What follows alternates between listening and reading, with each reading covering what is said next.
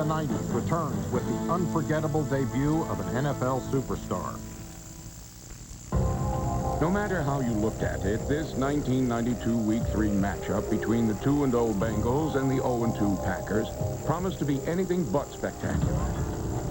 But by game's end, a face in the crowd would emerge from the obscurity of second string, and an NFL superstar would be born.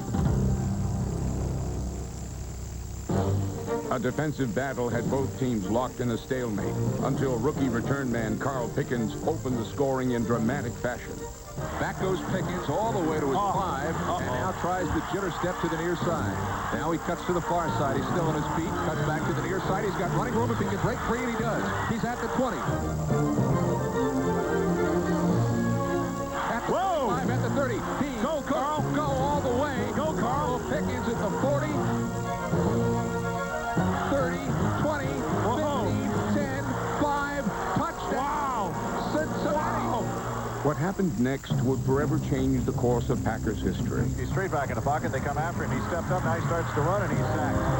Sacked, and down he goes. The whistle is blown. The ball came loose, and Mikowski is down and hurting. And I'm concerned that Don Mikowski has suffered an injury that certainly may sideline him for the rest of this ballgame. Off the bench came a second-year quarterback named Brett Favre, whose introduction to the NFL would be swift and painful.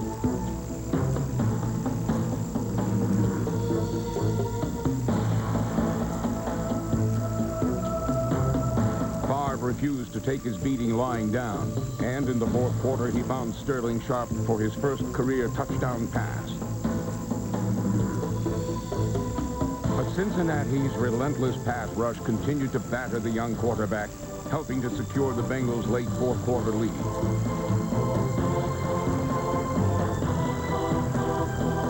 And Esiason on second down off the play action, looking to throw, looking into the end zone, throwing that way for Eric Cole. Caught it, touchdown, Cincinnati.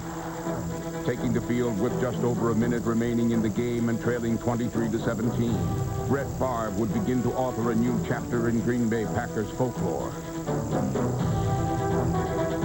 Favre steps up in the pocket, throws long upfield. There's Sterling Sharp. He caught it. He's at the 50, down to the 47-yard line, and they don't no timeouts. You got to hurry. Now he's back to throw. On to down, comes up over the middle. It is caught by Workman out of the 35. 29 seconds left. Got to throw it in the ground. It's a first down. Stop the clock, Brett. 23 seconds left. I'll throw it anywhere. Throw it just now. He downs it right there, and it goes with 19 seconds remaining. Favre goes straight back in the pocket.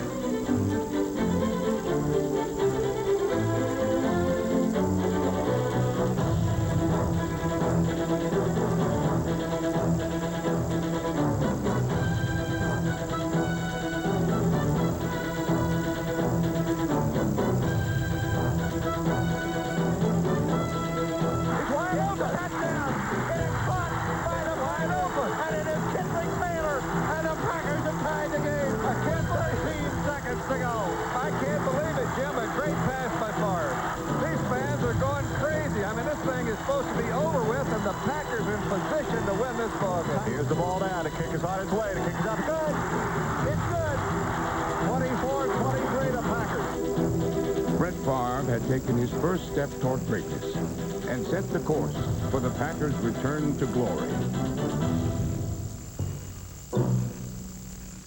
A perennial contender takes on a surprising challenger, now on the greatest games of the 90s. Good afternoon, everybody, and welcome to Mile High Stadium in Denver. After 5 years, the Denver Broncos back in the divisional playoffs, and today it's against the upstart Jacksonville Jaguars. This is a team that everybody in Florida thinks it's the team of destiny. Well, the Denver Broncos might have something to say about that.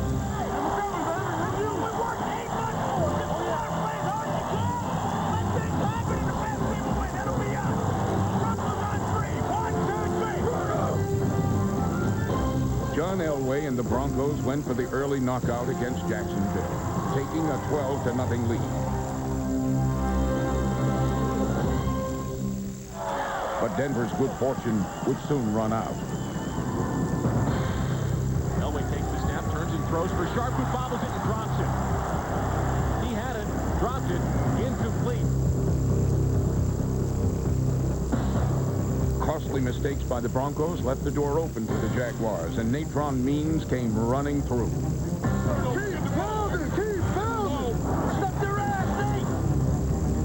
Normally a bruising power back, Means' agility frustrated the Broncos.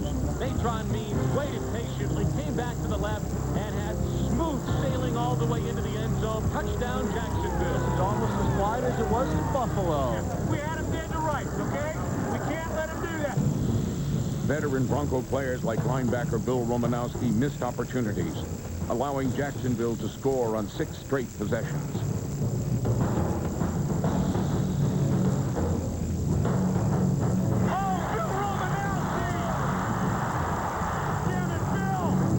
Quarterback Mark Brunell threw for 2 touchdowns, the first one going to Keenan McCardell.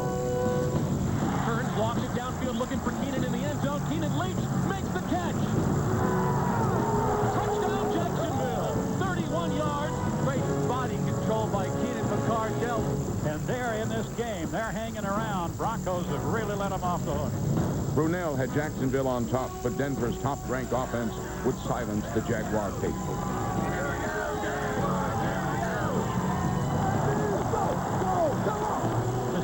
The give. Here's Davis driving down to the goal line. And touchdown.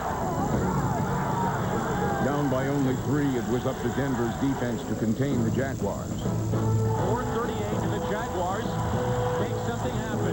Pressure coming. He's jumping out to the near side. Pump action, cuts across the 50. Breaks the tackle at the 45. He's at the 40. Mark Brunell running to the far sideline. Turns the corner. 35-30. Down to the 25. An inside move. Leaping for the 21. Mark Brunell with a masterful run. With victory in their grasp, Jacksonville needed one more big play to seal the win. 3:44 on the clock, and it's the biggest play of the game at this point. Looking for Jimmy in the end zone. Touchdown, Jaguars! Touchdown, Jaguars!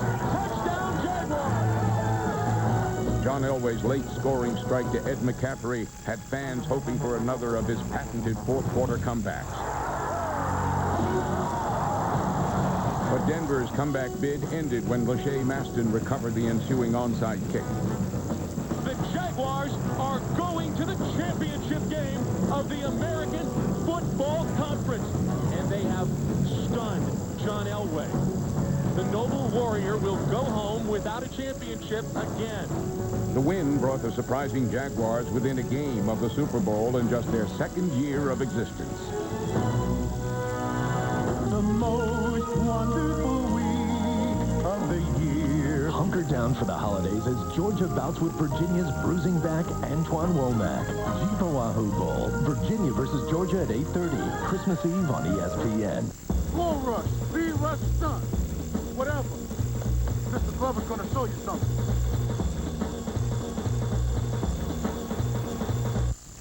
The Atlanta Falcons didn't seem to have a chance against the Minnesota Vikings in the 1998 NFC title game.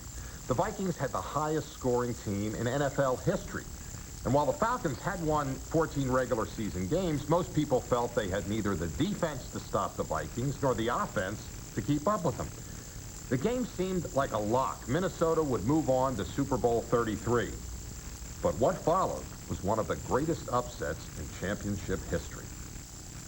The Minnesota Vikings' record-setting offense had given the nation tunnel vision in 1998. So much so that almost no one could envision the 14-2 Falcons advancing to Super Bowl 33. We've got 2 kickers, strangely enough, named Anderson. However, both teams had quite a bit in common. A pair of fairly reliable kickers named Anderson and high-powered offenses, which Atlanta got to showcase first.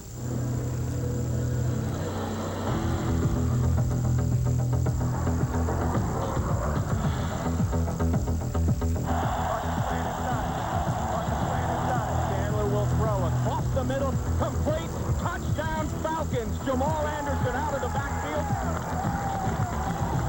Jamal Anderson's 5-yard touchdown catch set the Dirty Bird in motion and gave the Falcons a 7-0 lead, a lead which would quickly disappear.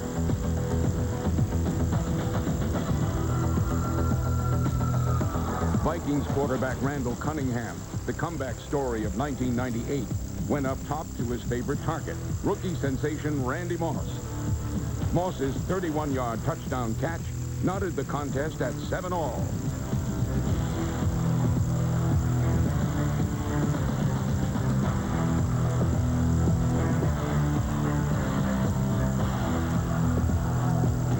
But Moss and his offensive mates weren't through. This catch and romp through the Atlanta secondary would set up a field goal by Vikings kicker Gary Anderson.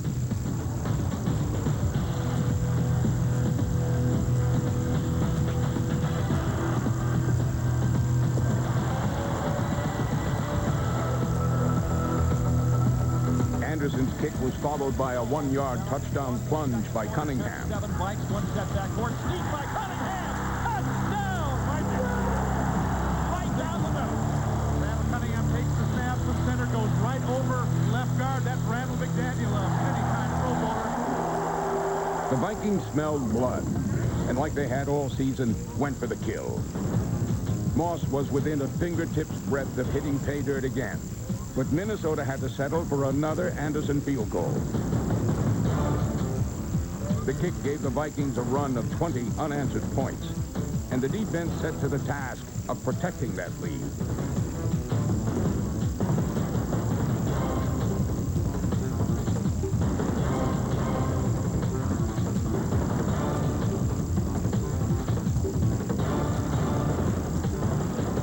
But the Falcons had some defensive tricks of their own. Throw, setting up, and the ball is loose. The ball is loose. He was stripped of it as he attempted to throw the football. Chuck Smith's strip of Cunningham would prove to be a pivotal point in the contest.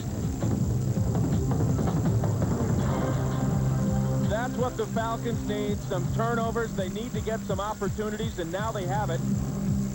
The Falcons recovered the ball at the Vikings 14. And with under a minute left in the half, quarterback Chris Chandler hit Terrence Mathis in the end zone to pull Atlanta within 20-14.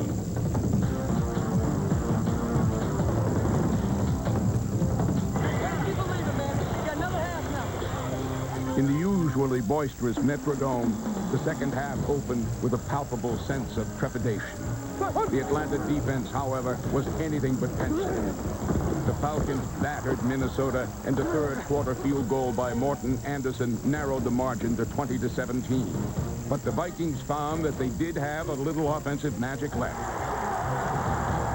What a pass! What a catch! He just barely got inside position. The ball had to be perfectly thrown. They need to make a sprawling, diving catch. You usually think you're going to save those superlatives for Carter or Moss. This time it's Matthew Hatchett out of Langston College with by far the biggest catch of his career. Matthew Hatchett's touchdown grab gave the Vikings a cushion, but the Falcons left them no time to get comfortable. Here comes the pressure. In trouble, Chandler throwing long, has a man out there. Tony Martin makes the catch. 20, 15, and tackled at the 10. Wow! You gotta be kidding me. All you gotta do is defend the deep ball. All you gotta do is play the deep ball. Chandler's bomb to Tony Martin set up another kick, reducing the Minnesota lead to 7 and setting the stage for the unthinkable. You have to stop the clock. All right, so Bill, let's go. And they'll rely on Gary Anderson. He's done it all year long. He hasn't missed an extra point or a field goal. Field goal wins it. This is from 39 yards out. Here's the snap. The kick is up, and it is no good. No good. Gary Anderson has missed a field goal for the first time in 2 years. Anderson's first miss of the season resuscitated the Falcons' slim hopes. Chandler then drove his club to one of the most dramatic finishes in postseason history. 57 seconds are left. Chandler will throw, setting up, left side, looking, throwing. Across the middle. Does he have it? Yes! Touchdown Falcons! Terrence Mathis has caught the ball in the end zone, and the Falcons, with 49 seconds left in the game, have caught a 16-yard touchdown. What a pass from Chandler to Mathis.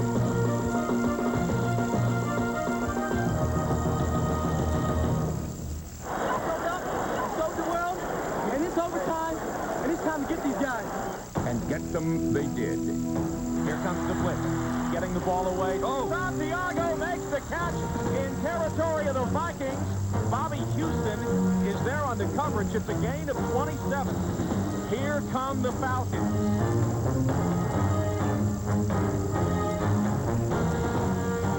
After stopping Minnesota on 2 overtime possessions, Atlanta drove to the Vikings' 21-yard line, giving Morton Anderson his own opportunity to make history.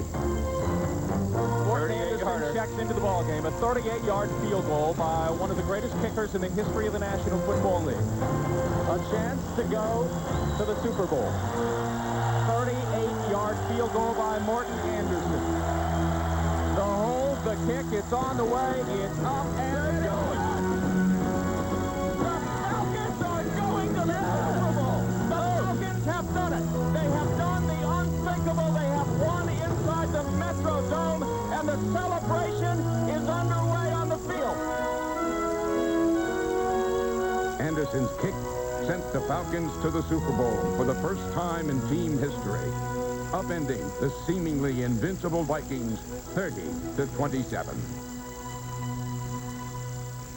469-1600 for the Wall Street Journal. The greatest games of the 90s continues with a San Francisco story of postseason redemption. Hello again, everybody. Welcome to 3Com Park. It's a magnificent day for football in January in San Francisco. Wild card weekend. The San Francisco 49ers and the Green Bay Packers. A series that's been dominated by the Green Bay Packers for the last 5 games. 3 in the playoffs, 2 in the regular season. They lead it 5-0. Will it change this afternoon?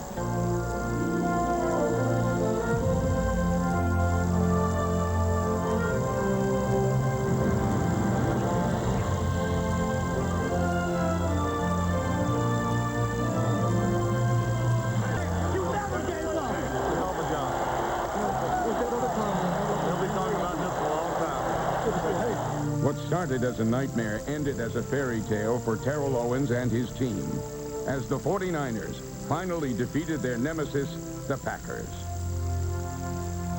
Hey, nice throw. Marcus Griffin and Brian Cook.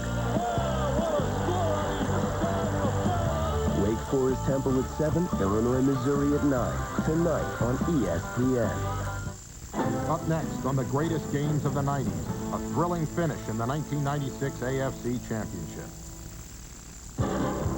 With another upstart venturing into Pittsburgh, the Steelers were hoping to exorcise the ghosts of AFC Championships past. At 9-7, the Indianapolis Colts weren't thought to be much of a test for the playoff season and Super Bowl-hungry Steelers. But the Colts proved to be a rather large and difficult fight to swallow. Intercepted by Jeff Harrod, just at the 30, just at the 25 to the 24. The ball tipped up in the air, and the Colts pick it off. Their 8th interception in 3 games, and they've got the ball deep in Pittsburgh territory. Jeff Harrod's early interception led to a Carrie Blanchard field goal, leaving quarterback Neil O'Donnell and the Steelers to try the dicey waters of the end zone for themselves. Cordell Stewart paid the price. He got hit and the ball fell incomplete. Oh, the bump occurred just before the ball came in. Replay shows indefinite. Pass interference, it wasn't called. Pittsburgh would settle for a field goal and send its defense out to see if Colts quarterback Jim Harbaugh would crumble under pressure. The fire, and he's running out of there, and he throws it on the run, and it's complete. And with a block for his dock, it's first down to the 40, 35-30, 25-20, and down he goes at the 18-yard line. Despite Harbaugh's pluck, he would eventually find the goal line to be just as impenetrable as O'Donnell did. Hanson deflected away from Floyd Turner. He was there, but coming across, Chris Oldham was the guy that knocked it away. Another Blanchard kick put the Colts up 6-3, but the Steelers would finally hit pay dirt, slashing to a 10-6 lead. Back is O'Donnell. Looks. Now he's going to scramble right. Gets a block, turns, looks for the end zone, fires, and it's caught in the end zone for the touchdown. Stewart pulls it in the right corner of the end zone, and the Steelers cap the drive with a touchdown on the 17th play of that scoring effort. Neil was patient, and Slash moved over, did he not, Merrill, into the corner to open himself up. Both clubs had moderate offensive success on their next few possessions, trading third-quarter field goals.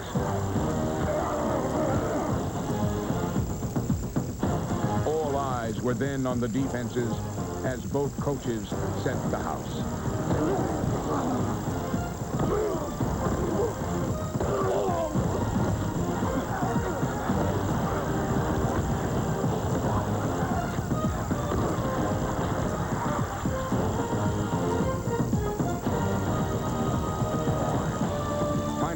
Midway through the fourth quarter, the Colts tasted 6. Drops the throw. Pressure coming up the middle. He stands in.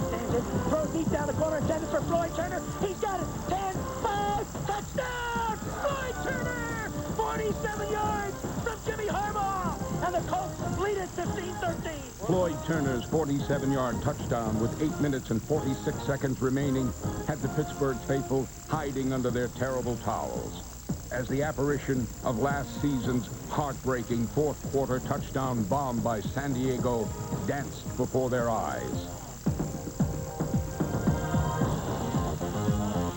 Hey, baby! I love you, man! I love you, man! With the Colts attempting to run out the clock, someone on the Pittsburgh defense needed to step up. Colts have a 3rd down and 1 at their own 31-yard line. This play is really big. On 3rd and 1, that someone was cornerback Willie Williams. Lamont got tackled at the 31. He didn't make it. And I think it was Willie Williams coming from the other side from the corner who tracked him down in the backfield. I do believe so. Willie, he was one fast guy.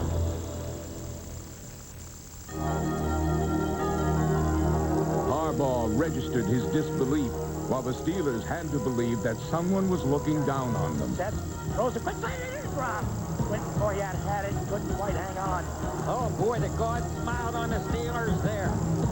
That guy, I think, was trying to run with the football before he had it tucked in. He had open field again. Oh, my. Now it's no tomorrow. It's 4th down and 3 for the Steelers at the Colts' 47-yard line. 3-man rush. O'Donnell steps up. Looks, fires, pass complete at the 45-yard line, and he's knocked back is Ernie Mills, but that's a Steeler first down on 4th down. Andre Hastings' 4th down catch kept hope alive, while O'Donnell kept the Steelers on the move. 1st and 10 Steelers at the Colts 38. Neal out of the shotgun. 4-man rush. He's going to throw it deep, and there's a man open down there, and it is caught at the 3-yard line and out of bounds at the 1. What a great grab by Ernie Mills. 1st and goal. Steelers at the Colts 1. What a great throw and a fine catch. O'Donnell to Mills. As the air rose again is stunned, although he was running in very good coverage. But Neil O'Donnell, he put that ball right on the money, and the Steelers look like they may extend and come back from the jaws of defeat to the thrill of victory. They have a 2nd and goal at the 1. They will give it to Van off the right side. He's driving. Touchdown. Boys are up. Van Moores was stopped, but he said, I won't be stopped. As the Steelers celebrated, Harbaugh and the Colts gathered themselves and mounted one final desperate drive.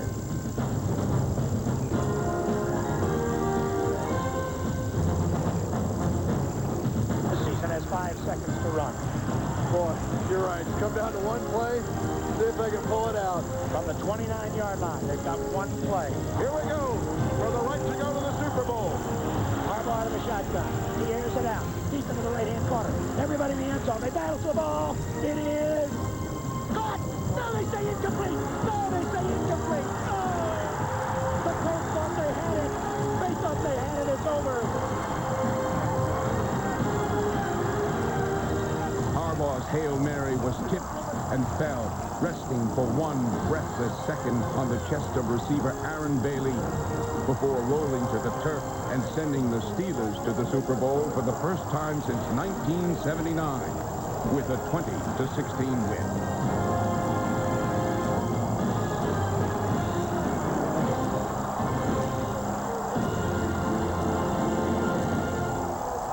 It's the Bills and the Seahawks at 8:30 on ESPN Saturday Night Football. It's football after dark.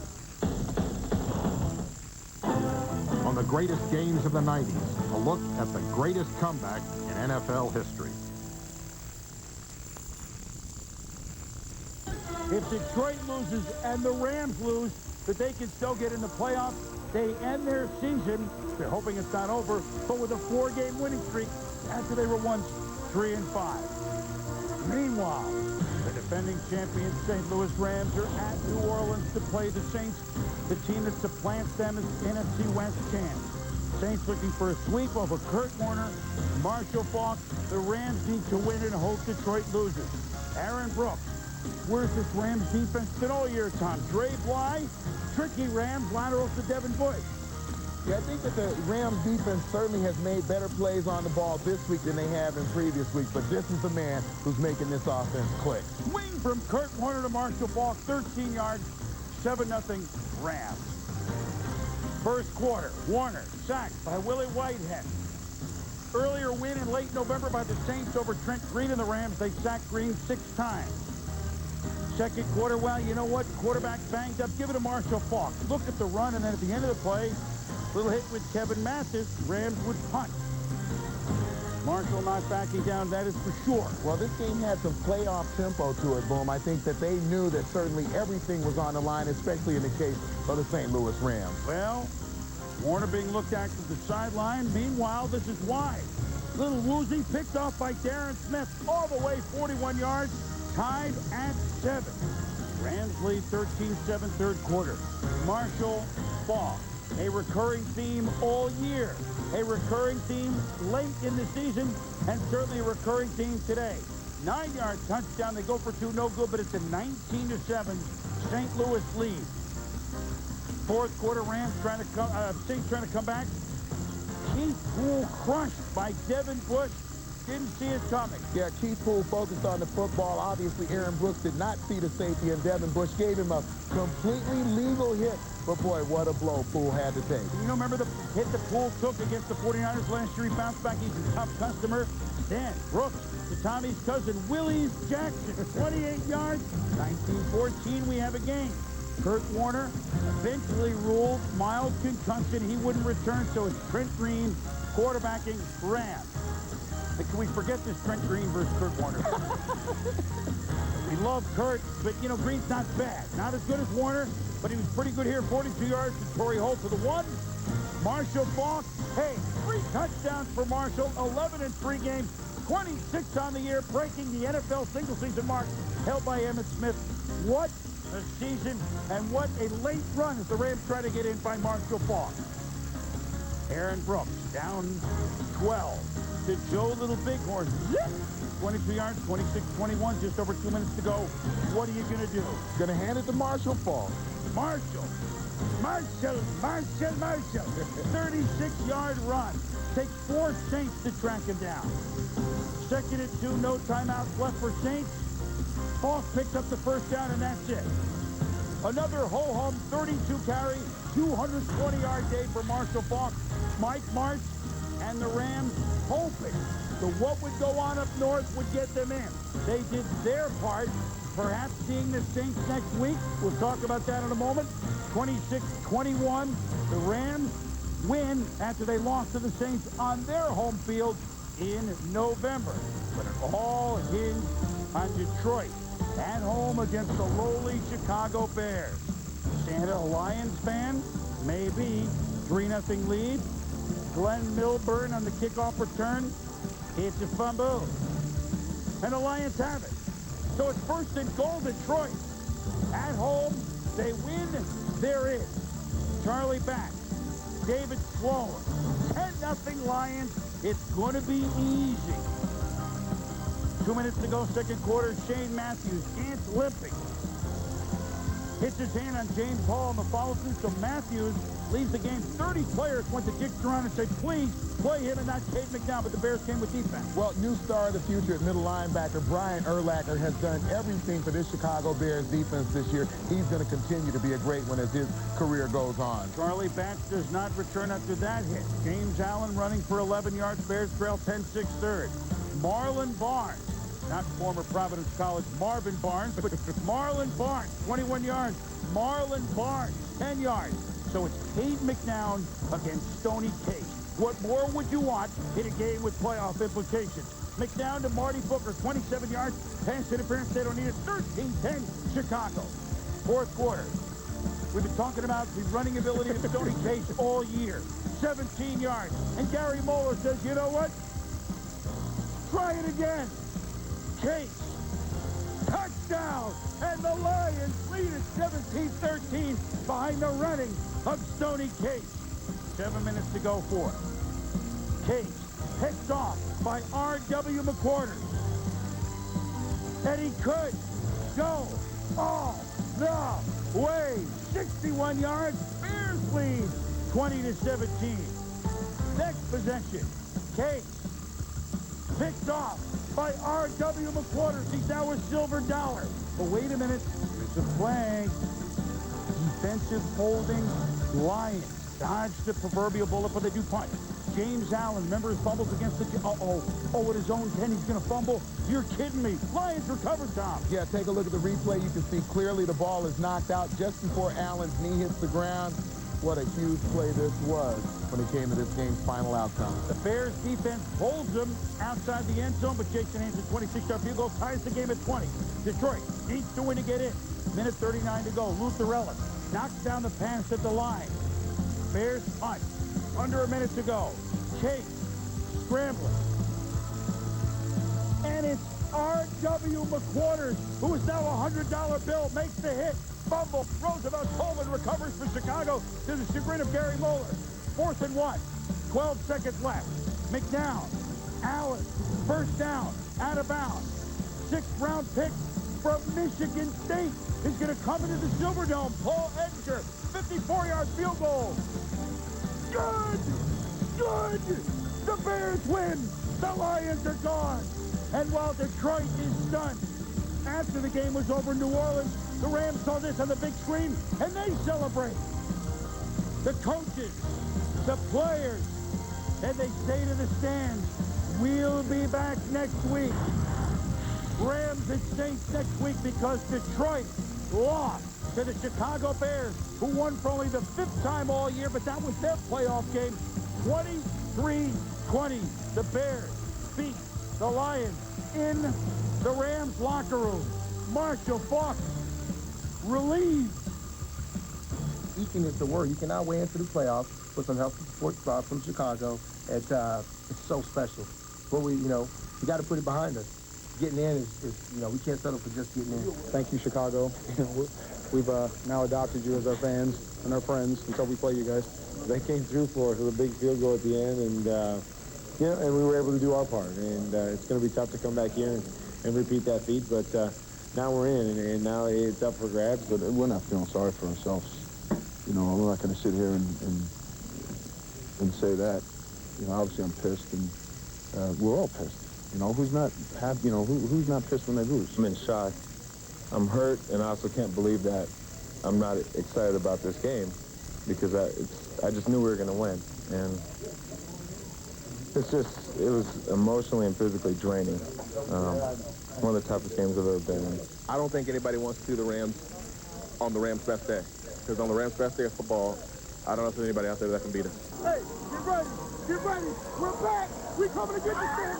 We're coming to get this thing. We're back, baby. This last day of the season, we see the things going. Everyone's aware of what's going on in the other cities. So let's start, Tom, first with the game that allowed the Rams to get in Detroit. When all is said and done, the Lions at 9-17 won some games that we're not sure how they did, but to their credit, they did so. 307 points scored, 307 points allowed. They were middle of the road. They had a chance, but they let it slip. Well, I think certainly inconsistency throughout the season, and that's what we saw today. A team that didn't run the ball well on a consistent basis week in and week out. Charlie Batch was hurting throughout the year. When they won, it was because they got turnovers and because they had special teams in the form of Desmond Howard. That didn't show up for them today, and I think it cost them. And give the Chicago Bears credit. This is, I think, is what the league is all about. You have nothing to play for. You come out and you play hard and you play to win. The Packers had slight chances to make the playoffs, and give them credit. Under Mike Sherman, they improved from last year. They had a winning record. They were 9-7. The Tampa Bay Bucs did everything they could to come from behind 14-0. They'll scratch their heads, though, and say, what does it take for us to win in the cold? By the way, they're playing at Philly next week. They may have to do that right away next week. But for Tampa Bay, I think in the big picture, though they wanted home game, they'll take the Monday night win over St. Louis and the almost game that they won at Green Bay. They're on the rise and are a real playoff contender. Yeah, and I think that they're one of the teams really to watch out for as the playoffs go on. But certainly when you look at the Buccaneers, first of all, weather is only an issue because of the fact that they haven't won when it's cold. So it will become a non-issue as soon as they win. But I think when you look at this team's success, at least at the end of the season, look at Warwick Dunn, the carries, 20, 22, 28, and then 22 again. Today, in a situation on the road, he gets 15 when you know that Coach Dungy would really like to feed him the football. I think falling behind early lessened the carries that he got. But let's remember again how they got here, what they do well, and what will carry them through the playoffs. Well, Warwick Dunn is the little big man for Tampa Bay. The big man for the St. Louis Rams that will run to the playoffs later on in the show. The number 6 seed St. Louis Rams, Marshall Faulk, 220 yards today. Tommy, the last 3 weeks, combined running and catching, 11 touchdowns, 96 touches for almost 600 yards. And when we talk about Mike Martz, I think that certainly he likes to throw the football. When you look at what he has done during the last month of the season, especially when he says Marshall Faulk has gotten healthy, he has fed him the football. It has given them great balance, both run and pass. No question in my mind right now as to who the MVP of this league is. It is Marshall Faulk with this new touchdown record. Well, and I'll tell you what else. The big story of the day, the Rams live to see the playoffs as the number 6 seed. They still might be the favorites in the NFC, even though they will play no games at home. As we go inside the numbers, well, when you set a mark like this, it's not one game, it's all season. And with 11 touchdowns the last 3 games for the world champion St. Louis Rams, Marshall Faulk has passed Emmitt Smith's mark of 25, who had passed Rigo's mark of 24 for most touchdowns in a single season. Marshall Faulk. Yikes. Inside the Numbers is brought to you by Visa, the preferred card of the NFL. Visa, it's everywhere NFL fans want to be. When we return, the Eagles tuning up for the playoffs. McNabb and the Eagles against Cincy. And the Jets need to win and get in. Vinny and the Jets in Baltimore. The Ravens looking to set a defensive record. NFL Primetime is presented by Miller Lite. Grab a Miller Lite. It's Miller time. And in part by MasterCard. There are some things money can't buy. For everything else, there's MasterCard. Philadelphia Eagles are playoff bound, and although they don't get a playoff bye, they had a bye last week. Interesting scheduling, and Andy Reid is hoping to put it to his advantage. They didn't come out and play a solid game against Cincinnati. They turned it over 4 times, but Donovan McNabb to Pro Bowl tight end Chad Lewis, first down. Everyone in Philly grumbling, saying McNabb should have been to the Pro Bowl. He's more concerned with moving him into the playoffs and picking up the tempo. That's McNabb to Lewis, who had 9 catches on the day. It's a 3-0 lead. And now play action. McNabb to Charles Johnson. He stretches out, touchdown, 10-0 Philadelphia. And the one weapon that has really been up front and center for the Bengals has been Corey Dillon.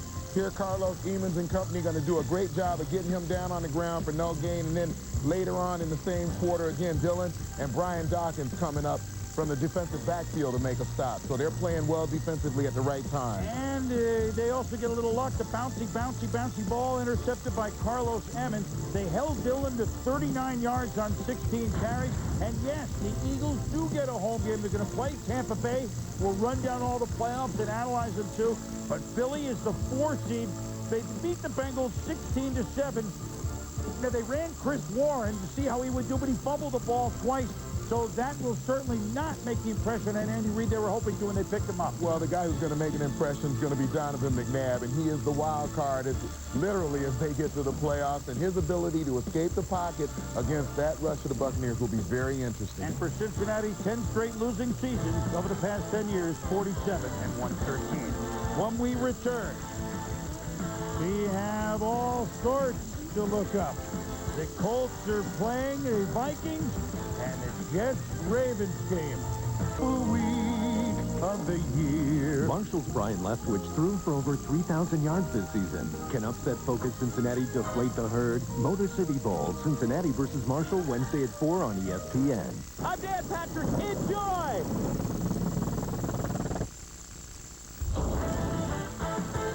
Welcome back to NFL Primetime, presented by Miller Lite. As we go to the Redskins and the Cardinals, Terry Robisky hoping to win one game in his 3-game run. As head coach, that's Champ Bailey on offense. Does he get in? Yes, it's his first offensive touchdown. Champ Bailey catching the ball against Arizona with a big 20-0 lead. Catching the pass from Brad Johnson. Deion Sanders says, you know, I used to do that, but right now I'm just cold. Tommy, what happened to Jake Plummer? What's happened to him? You know, they made such an investment in Jake Plummer and have not gotten the production from him. It's just been amazing how his talent fell off once he got the money. And there's Bruce Smith going and get a sack. And you know, Bruce Smith, what a player he has been throughout his career. 13 seasons of 10 or more sacks for Bruce, and you know what they do? Now, Terry Robisky's a good guy. I may not keep this job, but they dumped the Gatorade on him, which you got to get out with a little bit of shampoo there, I guess. And Washington wins it, 100-yard day for Stephen Davis, 20-3 over Arizona. Well, will that one victory by Terry Robisky be enough to at least make Daniel Snyder think about keeping him on as head coach? And Arizona ends up losing 7 straight. Dave McGinnis, 1-8 as head coach. After the game, Terry Robisky informed the team that a man who played for the Redskins a long time through last year, 38-year-old Dan Turk, whose condition was concealed and kept private by his family, passed away last night in his battle for cancer. He leaves a wife and a young daughter, and it's a reminder at this Christmas time to be thankful for what you and we may have, and our condolences go out at this time to the Turk family. Chiefs and Falcons. Warren Moon. All those years in the NFL, and yes, they look like the Green Bay Packers whenever the Edmonton Eskimos winning all those Grey Cups. Warren Moon, 70,000 professional yards and more. Would he play? Well, no, he watched Elvis Gerbach throw the reverse floater to the tight end. When you have a tight end floater like that to Tony Gonzalez, 21 yards, it's tough. 7-7 Chiefs at Atlanta. This is the play that Kansas City has always done a good job with. It is called tight end fall stall. You see Tony Gonzalez go down. He literally falls down on the ground, runs across the formation. His blockers in front of him fall down as well. Do a great job of sealing people off so he can get into the end zone. Score 16-7 in the third quarter. Look at Tim Dwight lateral it all the way to Winslow Oliver. Oh, those tricky Falcons. 40 yards. Morton Anderson results in one of 5 field goals for him. Warren Moon never played for Gunther Cunningham in this game. Hey, Warren, you were so great to watch. Nobody threw a better-looking pass, or more accurate one, we should add. But on this day, a 100-yard day for Jamal Anderson, the Falcons snap the 6-game. Yeah, and look at Morton Anderson from 24, 48, 42, 23, and 36. Doesn't look like he's a guy who's losing his touch or his touch with his foot. Well, reports are maybe he will kick elsewhere next year. Maybe Chris Chandler will be elsewhere. Lots of decisions to make for the Falcons, who end up their season at 3-13. When we return, the Steelers have a playoff shot, but they need things to happen. They need Dante Culpepper to play and beat the Indianapolis Colts, and they need the New York Football Jets to not make big plays against the Baltimore Ravens. We'll get that picture in a moment. AFC picture for the 3rd straight week. The Jets win, they're in, but they're at Baltimore. Oh, and you knew this was going to be funny. With 2 old Bucs quarterbacks, the 2 guys that have started the most games for Tampa, quarterback Trent Dilfer and Vinny Testaverde. But early on, the Jets were on it. Lee Flicker, Vinny, who, by the way, scored the first Ravens touchdown ever, throws the pass to Dedrick Ward, 7-0 game. You're talking about the best run defense in football. So you see that secondary come up and run support, bite on the flea flicker. Vinny Testaverde, easy job of throwing the ball over the top to Dedrick Ward for a score. The Jets under Al Groh last week looked like a team afraid to lose. They did not come out that way today, Tom. Testaverde, play action, lobs it beautifully to Richie Anderson, and he drags Corey Harris into the end zone, 35 yards. Anderson caught 11 for 139, 14-0 the Jets. Second quarter, Testaverde fumbles. Ravens ball. Trent Dilfer.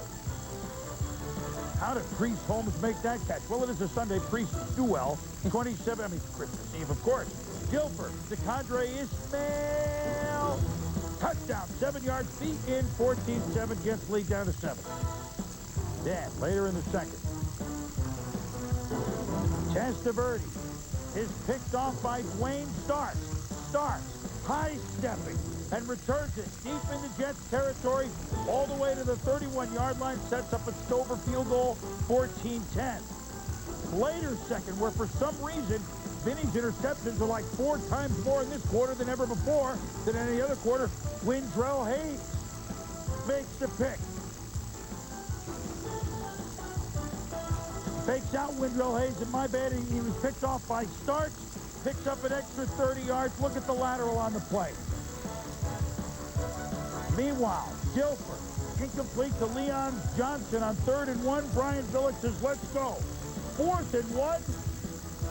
Guilford incomplete. Boy, he has trouble throwing the ball in tight.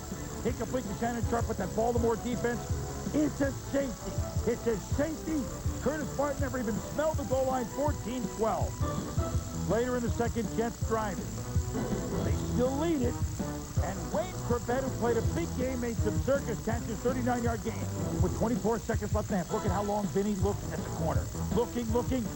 Picked off by Chris McAllister. Curtis Martin's the only guy that has a shot. No, sir. He could go all the way. 98 yards when the Jets were going to go in. The Ravens go in. 20-14. Less than 20 seconds left in the half. You see Corbett running his route, but look at McAllister. Just follow the eyes of Vinny Testaverde right to the football. That's a fairly easy pick for a corner. Great play to make before the half. Third quarter, Guilford sprained wrist. Tony Banks in, up, down, separate shoulder. Banks out, Guilford in. But really, you know who was not in? The Jets cover teams on the punt. Jermaine Lewis, 54 yards, 27-17, Ravens. Lewis, in the fourth quarter, returns another punt, gets a couple of blocks, makes a cut at the 40. He could go all the way.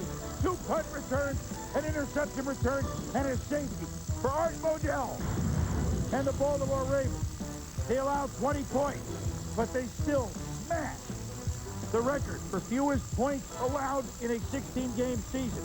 For the New York Jets, a loss at 34-20. Martin, they couldn't run Vinny through 69 passes. Let's first go inside the numbers and show you that the Ravens have broken the mark of the 86 Chicago Bears by 22 points. Fewest points allowed in a 16-game season. We salute their defense, Tom. It's an outstanding defense, and I think they play it the way you have to play it. It is great run defense up front that gets them in very manageable second and third down situations. It'll be that kind of defense will play great in the playoffs. So, with the Jets losing, that opened the door in a late kickoff for the Steelers. They had to win and hope the Colts would lose. Very early on, they're in San Diego. Very early, first play from scrimmage. Ryan Leaf to Jeff Graham. And look at the block downfield by Curtis Conway. These are the 1-14 Chargers. My God, there's one play, and it's 7-0. Ensuing kickoff. Will Blackwell, 0-2. Whoop! Whoop! Whoop! Whoop! Hell of a return. Look at him go. Look at him block. So we've had 2 plays, and it's 7-7. 4.5 minutes into the game. Cordell picked off by Rodney Harrison. He could go all the way. 63 yards. Tommy, after 4.5 minutes, they're on pace to score 252 points in the sixth. But things do settle down. Pittsburgh has a 17-14 lead. Cordell Stewart scrambles. 19 yards, touchdown. He rushed for 2 TDs. Steelers keep up their end of the bargain. They win it. 34-21. Cordell passing 190. We told you he ran for 2 touchdowns. He ran for 81 yards today. Yeah, the 10 carries for the 81 yards I think is very significant because I think Cordell has now gotten back to playing the kind of football that will make him successful at the quarterback position. But now that the Jets lost, Steelers won, the Colts control their own destiny. Playing at home against Minnesota before the game, Dante Culpepper checking out the right ankle sprain. Culpepper did start. He threw it long.